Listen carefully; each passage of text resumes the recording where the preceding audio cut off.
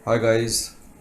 आज की वीडियो में मैं कुछ ऐसे पॉइंट्स बताऊंगा जो कंपनी द्वारा रिकमेंडेड हैं। और यदि आप अपनी बाइक को किसी कारीगर से कराते हैं या फिर आप किसी सर्विस सेंटर से भी कराते हैं तो आप इन बातों का यदि ध्यान रखते हैं तो आप अपनी बाइक से अच्छी परफॉर्मेंस ले सकते हैं। तो चलिए मैं वीडियो को स्टार्ट करता हूँ। जब भी आप अपनी बाइक को सर्विस कराएं तो ध्यान रखिए, आपकी जो ब्रेक का लीवर है, ये लीवर 5 से 8 mm के बाद ब्रेक लगा देना चाहिए इसको। मतलब उससे ज़्यादा इसके अंदर प्ले नहीं होना चाहिए। अब ये मेरे इसमें तो प्ले कम है क्योंकि मैं हाई स्पीड के हिसाब से अपनी ब्रेक एडजस्ट करा के रखता था। क्योंकि मैं जनरली नॉर्मल तो 60 की स्पीड पे ही चलाता था, लेकिन अच्छी जो क्लियर रोड होती है उस पर मैं 80 से 90 की स्पीड पे भी चलाता था। तो उस केस में मैं अपनी ब्रेक को उन्हीं के हिसाब से ही एडजस्ट करता था। तो जैसे मैं अब यहाँ से ब्रेक को लीवर से दबा रहा हूँ तो देखिए ये भी दबना शुरू हो जाता है। ये मैंने स्टार्ट किया, ये दबना शुरू हो गया। तो मैंने कई लोगों को देखा है वो ये बहुत लूज़ रखते हैं। लूज़ रखने से क्या है कि अगर आप 60 से 70 की स्पीड पे भी जाते हैं तो इसकी ब्रेक जो है अच्छी परफॉर्मेंस नहीं देगी और ठीक तरह से नहीं लगेगी। आपको अगर कंपनी के रूल्स के अकॉर्डिंगली अगर आपको ये रखना है तो 5 से 8 mm से ज़्यादा इसमें प्ले नहीं होना चाहिए। इसी की तरह आप ब्रेक पैडल को भी ले सकते हैं। ये ब्रेक पैडल है, आप देख रहे हैं इसमें प्ले है। इसमें अब ये जो प्ले है मैंने तो अपने हिसाब से सेट करा के रखा हुआ है, लेकिन ये प्ले भी जो है 20 से 30 mm के बीच में रहना चाहिए। उससे ज़्यादा अगर ये लटका हुआ है और उसके बाद ये लगाता है तो आपकी ब्रेक फिट नहीं है, आपकी ब्रेक जो है ठीक तरह से नहीं लगेगी। चलिए अब हम ये क्लच पर भी आ जाते हैं। क्लच पर हमारा पैमाना नहीं चलता, हमारा मेज़रमेंट इसलिए नहीं चलता कि क्लच का जो अलाइनमेंट है वो इंजन के साथ है। तो यहाँ पर आपको 2 से 3 mm का प्ले ही रखना चाहिए। यहाँ ये जो प्ले है ना, ये जैसे ही हम दबा रहे हैं और दबाने से हमें ये रियलाइज़ होता है कि अंदर वायर काम करना शुरू कर रही है या वो फ्री में ही प्ले हो रहा है, तो वो जो प्ले का डिस्टेंस है वो 2 से 3 mm से ज़्यादा नहीं होना चाहिए। उसके बाद ये क्लच को काम कर लेना चाहिए।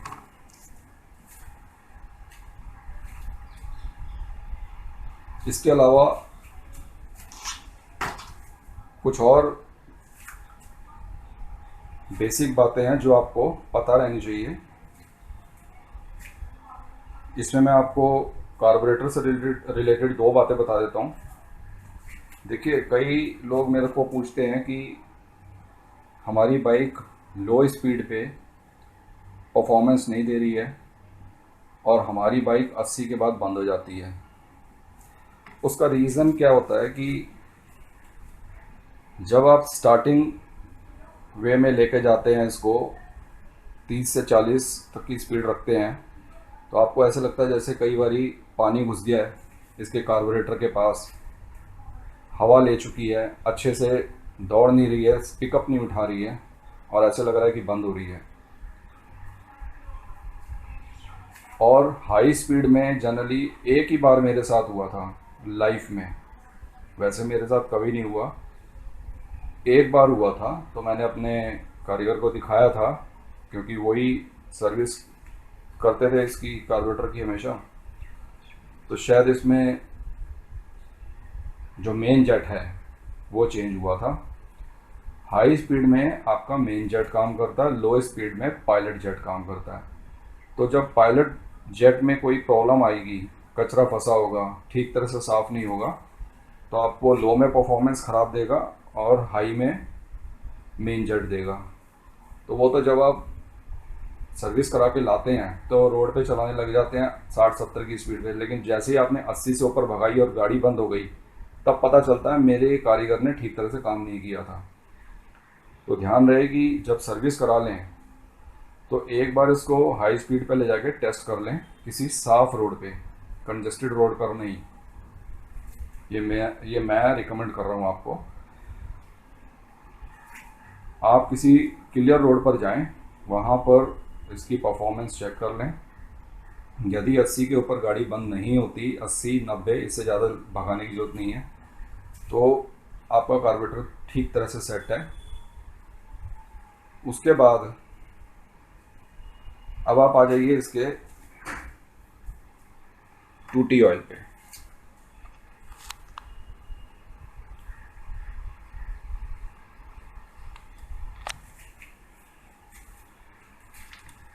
देखिए टूटी ऑयल में क्या होता है कि यहाँ पे आप देख रहे हैं कि यहाँ पे एक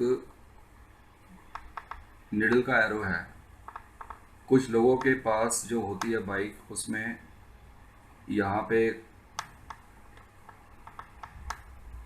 कलरफुल एरो भी दे रखा होता है और यहाँ रेड कलर का अलर्ट दे रखा होता है।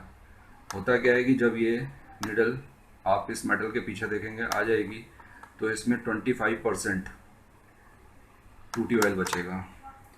तो उस केस में होगा क्या, आपकी बाइक चलती रहेगी लेकिन जब ये हाई स्पीड पर चलेगी तो ये बहुत जल्द आपका टूटी ऑयल खाना शुरू कर देगी और आपको पता भी नहीं चलेगा और इंजन सीज कर सकता है। तो इसलिए इसको ध्यान रखें कि कम से कम ये हाफ पे होना चाहिए। और उसके बाद हम एक चीज़ और चेक करवा लें। देखिए यहाँ पर ट्रांसमिशन ऑयल, जिसको गियर ऑयल कहते हैं, कई लोग इसको इंजन ऑयल भी कह देते हैं, लेकिन ये ट्रांसमिशन ऑयल कहलाता है। इसको आप खोल लीजिए। इस नोब को खोलने के बाद इसके नीचे एक निडल मिलेगी। निडल में वो पंच निडल होगी और निडल खोलने के बाद आप देखेंगे कि उसमें एक अपर साइन होगा, एक मिड होगा, एक लोअर होगा। आपको मिड से नीचे यदि ये दिखता है कि ऑयल जा रहा है, ऑयल का मतलब वहाँ पे डूबा हुआ नहीं चेक होता आपको, तो इसका मतलब वो उससे भी नीचे चला गया है। तो इसमें तुरंत इसका ट्रांसमिशन ऑयल बदलवा दें, या अगर कम है तो उसे पूरा करवा दें। इसके बाद आपको ये भी बता दूं कि इसको फ्यूल कॉक कहते हैं। जनरली बारिशों में क्या होता है कि यहाँ पर कचरा मच जाता है, यहाँ कचरा आ जाता है। सारा कचरा इस कैप के नीचे होता है और फिल्टर के यहाँ पर आपका प्योर पेट्रोल निकल जाता है। तो जो कचरा होता है वो ज़्यादा ऊपर अगर पहुँच जाएगा तो यहाँ पे जाना शुरू कर देगा और आपका ये ब्लॉक कर सकता है पेट्रोल को, या ज़्यादा ख़राब कर सकता है। तो इसको भी साफ़ कराना बहुत ज़रूरी है टाइम टू टाइम। इसके बाद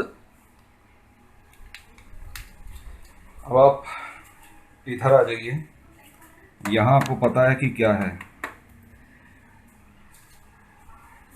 एयर क्लीनर एलिमेंट, जो हमारी बाइक को पूरा एयर जो है क्लीन करके इसको देता है कार्बोरेटर के थ्रू।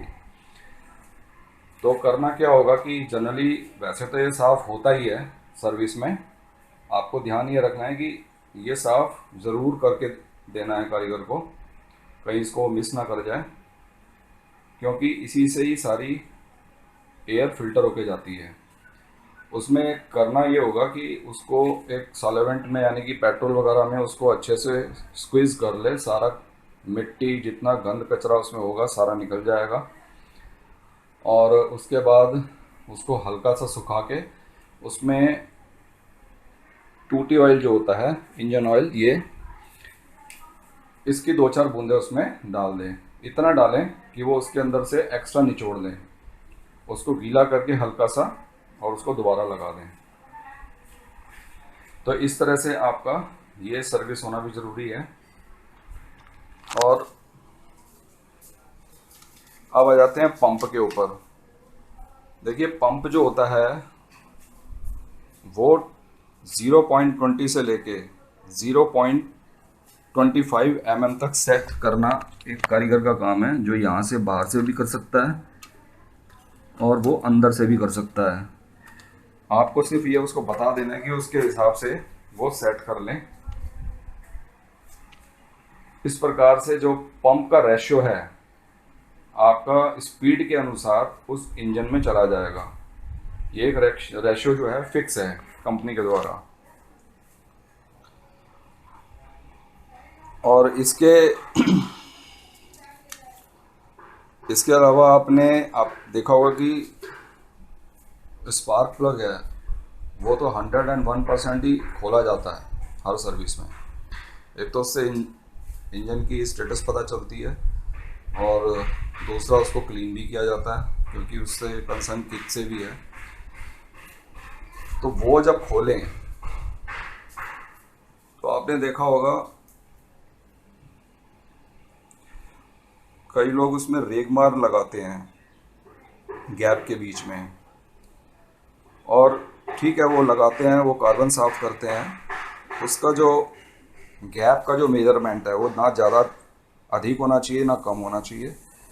वो 0.7 से लेकर 0.8 mm के बीच में रहना चाहिए।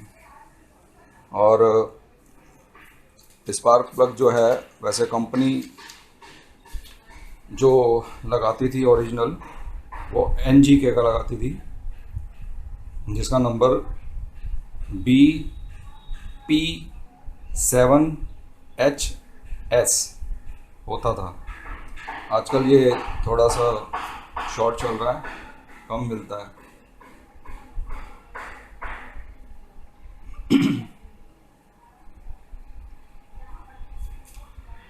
तो कई बारी कुछ चीज़ें शॉर्ट हो जाती हैं तो उसको ढूंढने से थोड़ा सा टाइम लगता है, लेकिन मिल जाती हैं। या फिर अगर आपको नहीं मिले तो फिर उसका सब्स्टिट्यूट जो है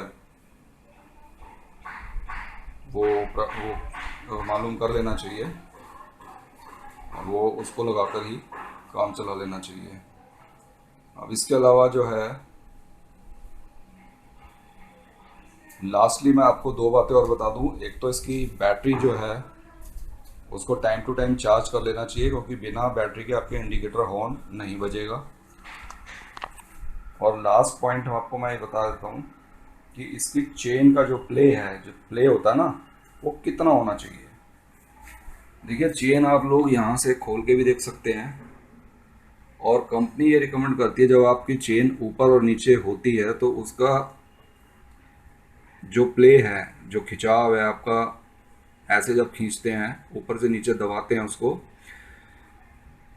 तो 20 से 30 mm के बीच में वो सेट रहनी चाहिए। चाहे वो 22 पे है चाहे वो 25 पे है, लेकिन वो उसी के बीच में सेट होनी चाहिए। अगर ज़्यादा खिंच रही है ज़्यादा कम है तो आपकी चेन की अलाइनमेंट ठीक नहीं है। तो ये कुछ बातें हैं जो आपको ध्यान रखनी है। बाकी इसके अलावा मैं बाइक की जो एवरेज और स्पीड आप लोग कहते हैं कि भाई अच्छी नहीं आ रही, तो उस चीज़ का एक और ध्यान रखना आपको कि जो आपके टायर हैं वो ज़्यादा हैवी नहीं लगाने। जो इसमें लगा हुआ है यही नंबर लगाना है।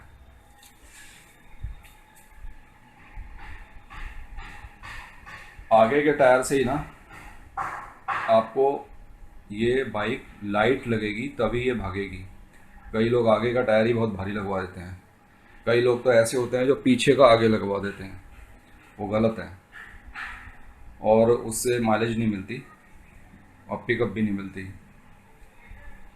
और एक बात ध्यान देने योग्य है कि इसमें जो हवा का मेज़रमेंट है, जब आप मीटर देखते हैं तो 28 होना चाहिए फ्रंट में, और बैक वाले में आपका 32 होना चाहिए। ना इससे ज़्यादा हो ना इससे कम हो। और मिनिमम आप इसमें 25 भी भरवा सकते हैं और सिंगल राइडिंग में उसमें 28 भी भरवा सकते हैं। तो इस तरह से इन बातों का यदि आप ध्यान रखते हैं तो निश्चित रूप से आप बाइक से अच्छी परफॉर्मेंस ले पाएंगे। और उम्मीद करता हूँ कि आपको ये वीडियो अच्छी लगेगी और नेक्स्ट वीडियो के लिए वेट कीजिए किसी और टॉपिक का। तब तक के लिए आज्ञा दीजिए। धन्यवाद।